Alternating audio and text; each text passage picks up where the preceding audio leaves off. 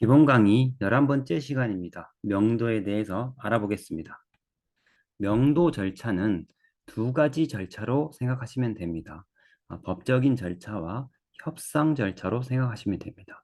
명도의 시작은 법적인 절차를 하려면 매각 대금을 다 완납하여야 소유권자가 되기 때문에 그때 가능합니다. 하지만 협상 절차는 그 이전부터도 가능합니다. 법적인 절차는 부동산 인도명령이라는 제도와 명도소송이라는 제도가 있습니다. 경매에는 특별하게 부동산 인도명령 신청이라는 제도가 있습니다.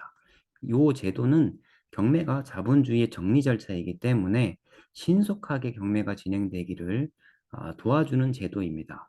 공매에는 이 제도가 없습니다. 이 제도가 없기 때문에 공매로 낙찰받고 법적인 명도 절차를 한다 그러면 명도 소송을 하여야 합니다. 그러면 협상 절차는 어떻게 진행을 하냐면 협상은 어차피 법적인 절차를 진행을 하게 되면 강제 집행을 하게 할 것이고 강제 집행에는 비용이 들어갈 것이며 시간이 소요가 됩니다. 따라서 거기에 상응하는 이사비를 지급하고 서로 마무리하는 방식입니다. 따라서 이 이사비에 대해서 어떤 특별한 얼마를 줘야 된다, 말아야 된다, 이건 없습니다. 그것은 다만 집행비 안쪽에서 보통 처리를 하게 됩니다.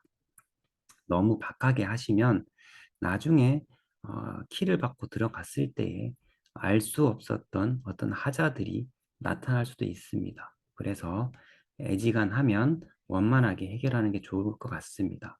그리고 이 두 절차는 반드시 병행을 해야 합니다. 왜냐하면 만나보니 그냥 무탈이 잘 해결될 것 같다라고 생각해서 약속을 정한 날짜가 다가왔는데 막상 그날이 되니까 그 점유자가 이행을 하지 않는 경우도 생깁니다. 그것은 그 사람을 못 믿기 때문이 아니고 그 상황을 못 믿기 때문에 무조건 법적인 절차를 지금 잔금을 치르자마자 진행을 시켜야 됩니다. 협상과 법적인 절차는 반드시 병행을 하고 협상이 잘 되면 이 부동산 인도 명령 신청에 들어가는 인지대 송달료가 그리 많지 않으니 무조건 같이 시작을 하셔야 됩니다. 명도의 난이도를 한번 살펴보겠습니다. 전액 배당받는 임차인인 경우에는 배당을 받기 위해서 낙찰자의 명도 확인서가 필요합니다. 집을 비웠다라는 확인서를 낙찰자가 직접 써서 제출해 주어야 임차인은 배당을 받기 때문에 서로 둘이 부딪힐 일이 거의 없습니다. 오히려 명도는 깔끔하게 끝납니다. 일부를 만약에 배당받는 임차인의 경우에는 일부를 배당받았지만 대항력이 있는 경우에는 그 배당받지 못한 금액을 낙찰자가 인수하는, 그러니까 별도로 지급을 해야 되는 것이고, 대항력이 없다고 하면 임차인 입장에선 억울할 수 있지만 인도명령의 대상이 되므로 집을 점유하는 곳을 비워줘야 합니다. 그리고 배당이 없는 임차인은 불쌍하지만 물론 대항력이 없는 전제합니다. 대항력이 없다는 전제하에 배당이 없는 임차인은 자신이 실수를 한 것이기 때문에 그것을 가지고 낙찰자에게 대항하고 억지를 부릴 수는 없는 것입니다. 소유자인 경우에는 아무래도 명도 조항이 좀 있을 것입니다. 아무래도 이제 파산을 거의 한 경우에 해당하니 명도 조항이 있을 것입니다. 그런데 또 반대로 배당을 다 하고 났을 때에 잉여금이 생기는 경우도 있습니다. 그 잉여금은 남는 금액인 소유자에게 돌아갑니다. 이 소유자가 그 잉여금을 받을 때에도 집을 비워줘야지 받느냐? 그건 아닙니다. 이 명도 확인서가 필요 없이 잉여금은 소유자가 취득하게 됩니다. 그리고 대항력 있는 임차인이 있다고 한다면 이 부분은 인수를 하기 때문에 별도를 지급해야 되고, 전세권자도 인수되는 전세권자와 인수되지 않는 전세권자로 구별하셔서 생각하시면 되겠습니다. 유치권자는 난이도에 따라 다른데 난이도가 좀 되게 딱 봐도 유치권을 성립 안 하는 경우는 그렇게 어렵지 않으나 신축한 건물이 너무 명백하고 그런 경우에는 좀 어려움이 있기 때문에 조심하셔야 됩니다. 그리고 그런 물건들의 낙찰자는 통상적으로 유치권과 관련된 내부자들이 낙찰을 받는 경우가 많습니다. 가장 어려운 경우는 노약자들이 있는 경우인데 병든 어르신이 있다거나 할 때에는 앰뷸런스를 대동해서 이렇게 집행을 해야 하는 경우도 있기 때문에 애지간하면 협상으로 잘 원만히 해결하는 게 좋습니다. 그리고 공장과 다가구는 약간 특수성이 있는데 다가구는 이 점유자가 많기 때문에 상대하는 사람이 많기 때문에 명도에 대한 피로감이 좀 높습니다. 공장은 안에 기계가 만약에 공장 저당에 포함되지 않는 기계가 있다고 한다면 명도할 대상이고 그 기계를 명도하는 데에는 비용이 많이 들 수 있다는 점 미리 인지하시고 입찰하셔야 됩니다. 그리고 최악의 경우 용역을 쓰는 경우가 있습니다. 그러니까 뭐 문신한 아저씨들이 나타난다든지 파이프를 들고 나타나는 경우에는 경찰관과 소방관을 대동해서 진행하셔야 합니다. 요건은 제가 낙찰받고 명도를 했는데 이 건은 제가 잔금을 치르기 전에 임차인으로부터 비밀번호를 받고 들어왔던 경우입니다. 명도가 다 무조건 어려운 것만은 아니라는 걸 설명드리기 위해서 예를 듭니다. 아파트 상가입니다. 아파트 상가고 내용을 보면 여기 뭐 임차인이 이제 두 명이 나타나는데 전 임차인은 뭐 사업자 등록을 빼지 않은 경우고 요 이제 이 모 씨가 임차인으로 있었던 케이스입니다. 근데 요 사안을 이렇게 보다 보면 이 임차인이 경매 개시 결정 이후에 사업자 등록을 했습니다. 경매 개시 결정 이후에 사업자 등록을 했기 때문에 법적으로 보호받기가 어려웠습니다. 그리고 은행이나 이런 은행 채권 금액을 비교해 봤을 때에도 배당받기가 어려웠는데 자세히 보니 이 임차인을 구제할 수 있는 방법이 있는 것 같아서 그 방법을 임차인에게 알려주고 했더니 임차인이 아주 유쾌하게 비밀번호도 알려주고 이 내부에 있는 상가 내부에 있는 뭐 에어컨도 그냥 쓰라고 했습니다. 왜 그런 거 하니 이 물건은 여기 보시면 번호가 있습니다. 물건 번호가 1번, 2번이 있습니다. 제가 낙찰받은 건 2번이고 1번도 있습니다. 1번도 있기 때문에 1번 물건을 요거는 제가 이제 낙찰 받은 상태였고 이렇게 고쳐서 쓰고 있습니다. 요 1번 물건을 보니 지금 파주에 있는 주택이었고 이 물건에서는 가만히 권리 분석을 해보니 배당금이 잉여금이 남을 것으로 보였습니다. 그래서 잉여금이 만약에 남을 것으로 보였기 때문에 그 앞에 있던 임차인에게 그 잉여금에 대해서 가압류를 하면 당신의 그 받지 못했던 임차 보증금을 받을 수 있다라는 방법을 알려주었고 또 원만하게 또 임차 보증금을 소유자로부터 받아서 잘 해결이 되었습니다. 그래서 나중에 또 저희 사무실에 방문을 해서 아주 그냥 기분 좋게 만남을 가졌습니다. 그러니까 명도가 다 무조건 다 껄끄럽게 해결되는 것은 아닙니다. 부동산 인도 명령에 대해서 알고 있어야 됩니다. 경매에서는 이 제도를 잘 활용하여야 합니다. 인도 명령을 할 수 있는 시기는 언제냐? 소유권자가 된 시기죠. 그러니까 매각 대금을 완납한 시기입니다. 등기랑은 상관없습니다.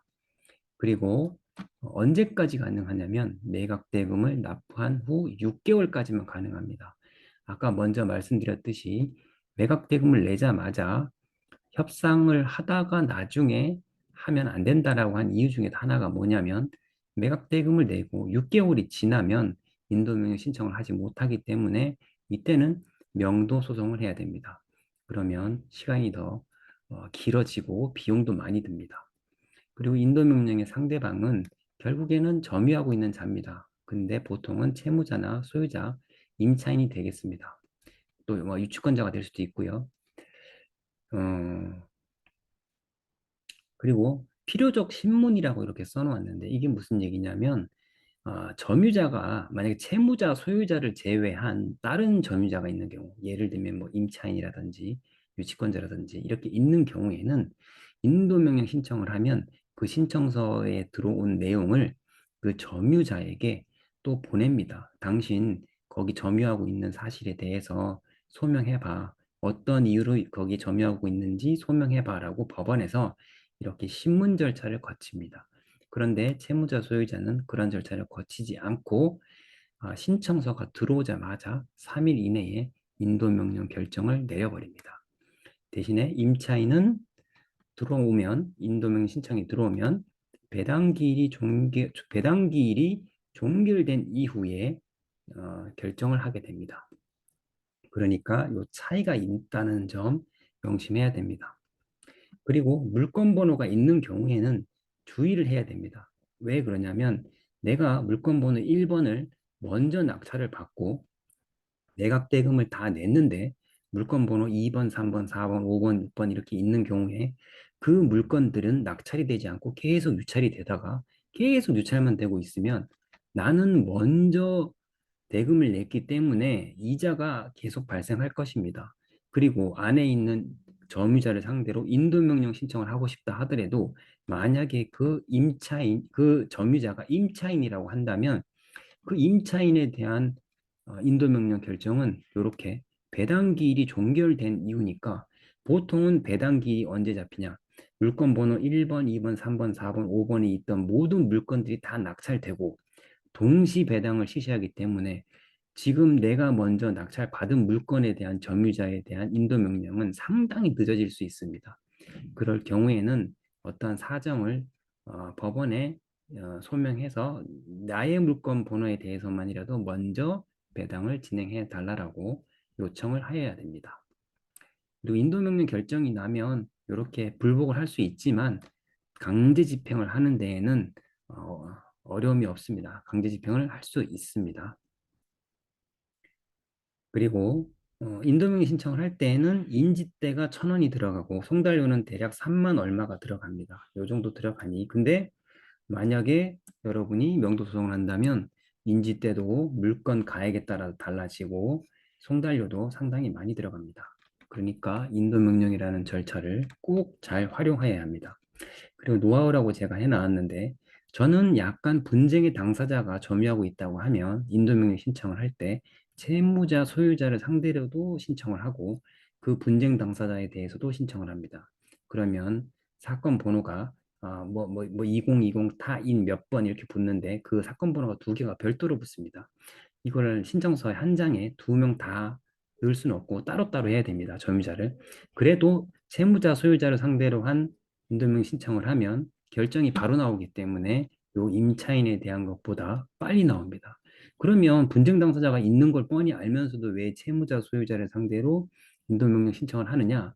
그것은 요 결정문을 가지고 일단 강제 집행을 해서 점유자가 확실히 누가 있는지를 확인하기 위해서는 요 채무자 소유자를 상대로 먼저 인도명령 결정문을 받고 집행을 하는 것도 방법입니다.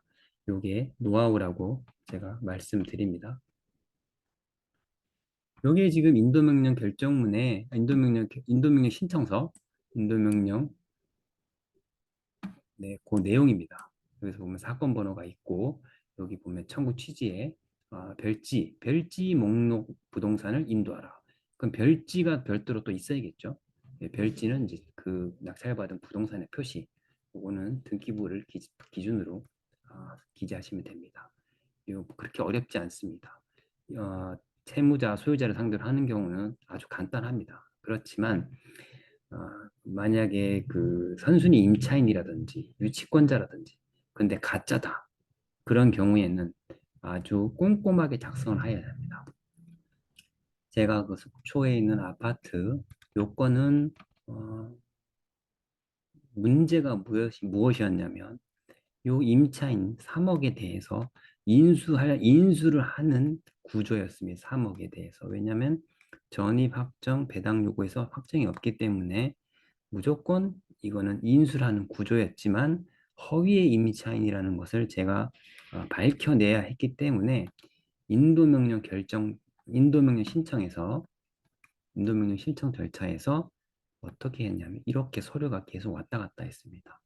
계속 제가 보내고 저쪽 상대방 변호사 사무실에서 답변서 보내고 제가 또 보내고 저쪽에서 답변서 보내고 물론 제가 인도명령 결정에서 인용을 받아서 결국 강제 집행을 하였지만 이런 경우에는 아주 그냥 간단하게 쓰면 안 됩니다. 모든 정성을 기울여서 아주 압축적으로 그리고 증거 자료까지도 다 꼼꼼하게 써서 제출을 해야 하는 것입니다. 아, 집행관 사무실에서의 절차는 다음 장에서 설명드리도록 하겠습니다.